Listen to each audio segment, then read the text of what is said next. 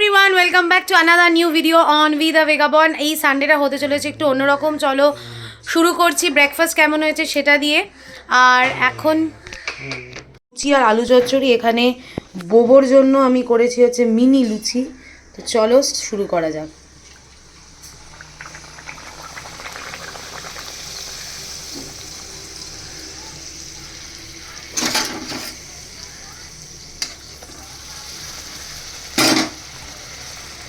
Ready হয়ে গেছে এখানে বোবোর ব্রেকফাস্ট, লুচি আর গরম গরম আলু চচ্চড়ি।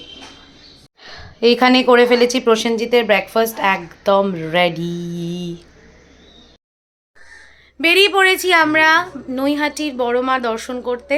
তো বোবো থাকছে দাউদিদার কাছে, আর আমি আর প্রসেনজিৎ বেরোচ্ছি। রবিবারে শিয়ালদা স্টেশন ছিল একদম ফাঁকা, আর আমরা যাচ্ছি লোকাল ট্রেনে করে।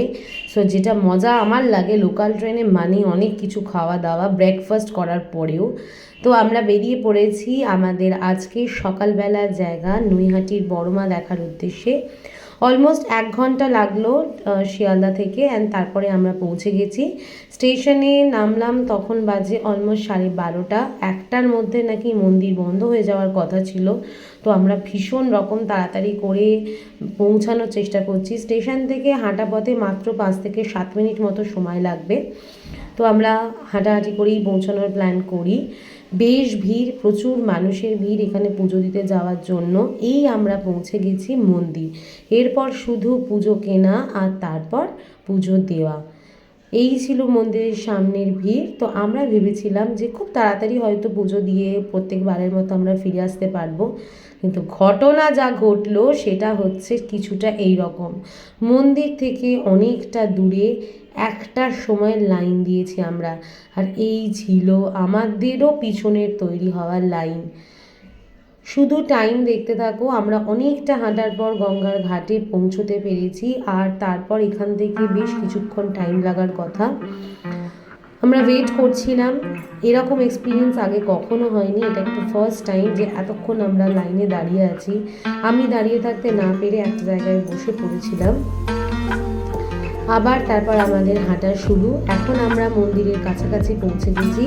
তখন বাজে প্রায়, দেখো শুধু সময়টা, বাজে এখন 4টে, মানে 3 ঘন্টা দাঁড়িয়ে তখন অবধি আমরা পুজো দেওয়ার সুযোগ হয়নি। যখন সবাই লাইনে দাঁড়িয়েছিল, যেহেতু আমরা রাস্তার উপরেই চলে এসেছিলাম, এক গঙ্গার ঘাটে গিয়ে যেখানে মায়ের বিসর্জন হয় সেইখানটা পরিদর্শন করে আমি আবার লাইনে দাঁড়িয়ে পড়েছি। আর ফাইনালি আমরা মন্দিরে ঢুকে গেছি মায়ের দর্শন করতে।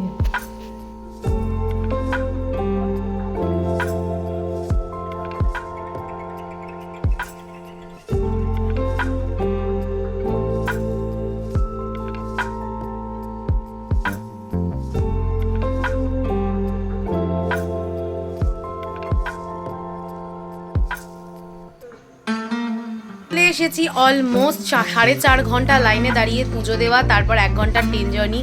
এখন বাজে 6:30। এবার হচ্ছে আমাদের যেহেতু দুপুরবেলা লাঞ্চ হয়নি, আজকে বসেছি সন্ধ্যেবেলার খাবার নিয়ে। ওর জন্য পাস্তা রেডি করেছি, আর আমাদের হচ্ছে মুড়ি মাখা। অনেকক্ষণ রেস্ট নেওয়ার পর আজকে ছিল দিদির হেয়ার কাটিংয়ের পালা। তো ওখান থেকে ঘুরে এসে এখন আমরা যাচ্ছি অর্চিতার বাড়িতে।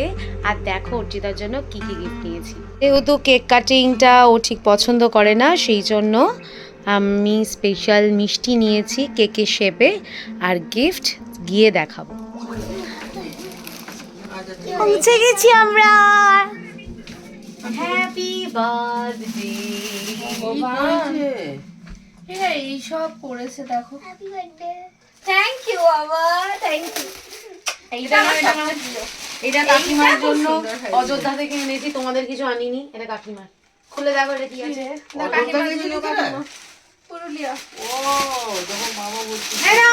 এটা তোমার গিফট আমাদের তরফ থেকে। সিরিয়াসলি পাগল হয়ে গেছি। দেখ কাপড়টা খুলে দেখ।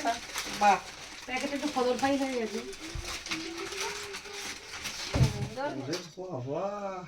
দে মেয়েকে দে, মাকে দে, মেয়েকে দে। না মেয়েকে দে, মাকে দে। আগে মেয়েকে দে। না দাঁড়া, আগে মেয়েকে দে। মেয়েকে দে সুজিত দা, মাকে দে। টেস্টটা বলবি দাদাকে দে আগে, দাদা। আরে না না না দিচ্ছে না খাও পাড়ার দোকান, বড় দোকান নয়, পাড়ার। এইবার দাদাকে দে, এক্সিলেন্ট একদম নতুন গুড়। মাকে আরেকবার দে তো ভাই, মা কাকিমাকে আরেকবার দে। মাই তো করে সবটা খেয়ে নিল। প্রচুর খাওয়া দাওয়া করে গেছিলাম, সেই জন্য ছিল স্ন্যাক্সের আয়োজন। তো ইয়াম্মি ইয়াম্মি সমস্ত কিছু খাওয়া দাওয়া করে আমরা বেরিয়ে পড়ছি আমাদের বাড়ির উদ্দেশ্যে। ডিনারে করেছিলাম হচ্ছে ইয়াম্মি ইয়াম্মি কিমা চানা, মানে চানা ছিল না, বেসিক্যালি কিমা ছিল। সকালে যেহেতু লাঞ্চ হয়নি সেই জন্য ছিল শাক, মাছের মাথা দিয়ে শাকের তরকারি, চিংড়ি মাছ ভাপা। এত কিছু থাকা সত্ত্বেও আমরা চুজ করেছি কিমা আর রুটি খেতে। আজকের দিনের ভ্লগটা এখানেই শেষ হচ্ছে। দেখা হচ্ছে আবার নতুন একটা সানডেতে। ততক্ষণ ডু টেক কেয়ার। আর যদি ভালো লেগে থাকে অতি অবশ্যই like this video, and subscribe করা না থাকলে অতি অবশ্যই সাবস্ক্রাইব।